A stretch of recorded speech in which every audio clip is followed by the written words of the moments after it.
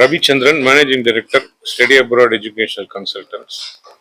இந்த வருடம் ரஷ்ய கலாச்சார மையத்தோட வருடந்தோறும் நாங்கள் நடத்துகிற உயர்கல்வி கண்காட்சி வர மே 10, 11 சென்னையிலையும், 13 கோயம்புத்தூர்லையும், 14 சேலம், 15 திருச்சி, 16 மதுரையிலும் நடைபெற இருக்கு. இதுல இந்த யூனிவர்சிட்டியோட சேர்ந்த உயர்கல்வி அதிகாரிகள், அட்மிஷன் ஆஃபீஸர்ஸ், வைஸ் சான்சலர்ஸ் இவங்க வந்து ஸ்டூடெண்ட்ஸுக்கு ஃபர்ஸ்ட் ஹேண்ட் இன்ஃபர்மேஷன் மூலமா அவங்களுக்கு என்ன மாதிரி கோர்சஸ் அவைலபிளா இருக்கு, வேற என்னென்ன ஃபெசிலிட்டிஸ் இருக்கு, இந்தியன் ஸ்டூடெண்ட்ஸுக்கு எப்படி அட்மிஷன் கிடைக்கும் அப்படின்ற எல்லா விவரத்தையும் கொடுக்கறதுக்கு இருக்காங்க. இந்தியா மாணவர்கள் இப்போ பிரசன்ட்லி ஒரு 30,000க்கு மேல ரஷ்யாவில் படிச்சுட்டு இருக்காங்க.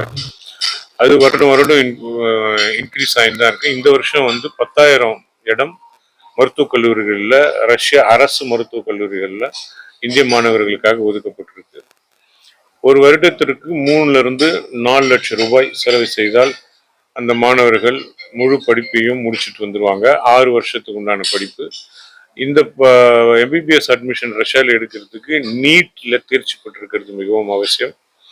அதே சமயத்தில் பிசிக்ஸ், கெமிஸ்ட்ரி, பயாலஜி எடுத்து நீங்கள் +2 முடிச்சிருக்கணும்.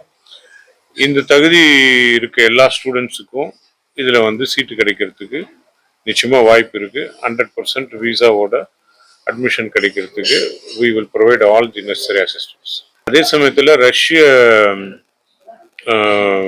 எஜுகேஷன் மினிஸ்ட்ரியும் ரஷ்யன் கல்ச்சுரல் சென்டரும் சேர்ந்து கொடுக்குற 200 ஸ்காலர்ஷிப் சீட்ஸும் இந்தியன் ஸ்டூடெண்ட்ஸுக்கு இந்த வருடம் அவைலபிளாக இருக்குது.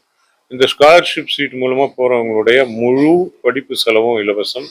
அவங்க தங்குற செலவு, போயிட்டு வர செலவு, மெடிக்கல் இன்சூரன்ஸு, இது எல்லாமே வந்து அவங்க ஸ்காலர்ஷிப்பை ப்ரொவைட் பண்ணிடுவாங்க. மற்றபடி போகிற மாணவர்களில் 50% கேர்ள் ஸ்டூடெண்ட்ஸ் போகிறாங்க. அதனால் வந்து இது நிச்சயமாக சேஃப்டிக்கு எந்த ஒரு பிரச்சனையும் கிடையாது.